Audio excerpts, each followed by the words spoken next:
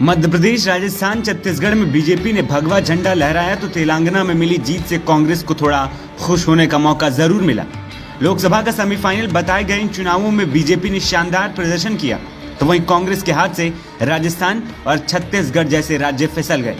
इस चुनाव के खत्म होते ही लोकसभा चुनाव का बिगुल बज चुका है, लेकिन 5 राज्यों में विधानसभा चुनाव शुरू होने से पहले ही जो खटास विपक्षी गठबंधन इंडिया में आई थी, इन परिणामों के बाद और बढ़ गई। नतीजे सामने आने के बाद सबसे पहले समाजवादी पार्टी कांग्रेस पर बरस पड़ी। सपा प्रवक्ता ने तो यहां तक कह दिया कि ये कांग्रेस के अहंकार की वजह से उनकी हार है।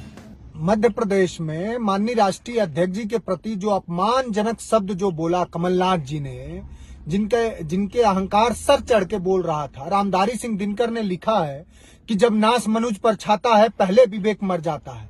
तो उनके अमर्यादित बयानों से कांग्रेस हारी है और ज्यादातर जगहों यही हुआ है, क्योंकि कांग्रेस ने जिस तरह से उत्तर प्रदेश में एक दलित का अपमान करके 21 व्यक्ति को प्रदेश अध्यक्ष बना दिया। एक देश के बड़े नेता जो आज के दौर में बहुजनों के नायक हैं, माननीय अखिलेश यादव जी, जो मंडल कमीशन और जातिगत जनगणना को लेकर के जो बहुजन वर्ग के सामाजिक, आर्थिक, राजनैतिक और सभी तरह के भागीदारी की लड़ाई लड़ रहे हैं, जिन्होंने अपने दम पर भारतीय जनता पार्टी को कई बार नाकों चने चबवाया, उस बड़े नेता को अपमानजनक शब्दों से संबोधित करना कांग्रेस पर भारी पड़ा है। और कांग्रेस को पूरा समझना चाहिए कि जब जब दलितों, पिछड़े और क्षेत्रीय दलों का अपमान होगा, कांग्रेस को मुंह की खानी पड़ेगी। विधानसभा चुनाव से पहले समाजवादी पार्टी और कांग्रेस के बीच सीट बंटवारे को लेकर कलह खुलकर सामने आई थी। सपा को सीट बंटवारे में नजरअंदाज किए जाने से नाराज अखिलेश यादव ने कांग्रेस और मध्य प्रदेश के नेताओं को आड़े हाथों लिया। साथ ही उन्होंने कांग्रेस को इंडिया गठबंधन के तहत लोकसभा चुनाव के लिए बनी एकता पर भी सवाल उठाया था। सपा प्रमुख अखिलेश यादव के बयान पर प्रतिक्रिया देते हुए मध्य प्रदेश कांग्रेस के प्रदेश अध्यक्ष कमलनाथ ने छिंदवाड़ा में कहा था, अरे भाई छोड़ो अखिलेश वखिलेश। इसके बाद अखिलेश यादव ने मध्य प्रदेश का विधानसभा चुनाव अकेले लड़ने का फैसला किया। यही नहीं, नीतीश कुमार की जेडीयू ने भी कांग्रेस पर सभी दलों को साथ न लेकर चलने का आरोप लगा दिया है। सिर्फ और सिर्फ कांग्रेस पार्टी की हार है। उन्होंने गठबंधन के किसी भी घटक दल से न संपर्क किया, न सहयोग माना।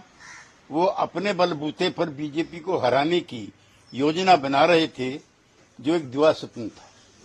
केजरीवाल की पार्टी पहले से ही कांग्रेस से नाखुश है, तो वहीं केसीआर भी अब तेलंगाना में मिले धोखे के बाद दूर दूर तक कांग्रेस के साथ नहीं आएंगे, जिसके बाद अब इंडिया गठबंधन का भविष्य अंधकार में जाता हुआ दिख रहा है। कांग्रेस अध्यक्ष मल्लिकार्जुन खड़गे ने इंडिया के घटक दलों की एक बैठक बुलाई, जो 6 दिसंबर को दिल्ली में होगी। हालिया चुनावों के नतीजों के बाद हो रही इस बैठक का महत्व अब और बढ़ गया है। सवाल उठ रहे हैं कि इन नतीजों का इस गठबंधन और भविष्य पर क्या असर पड़ेगा। ऐसा इसलिए भी क्योंकि नतीजों के बाद इंडिया के घटक दलों ने कांग्रेस के रवैये पर सवाल उठाए। नतीजों के बाद अब इंडिया गठबंधन भाजपा के रचे चक्रव्यूह को 2024 लोकसभा चुनाव में कैसे भेद पाएगा, ये देखना दिलचस्प होगा।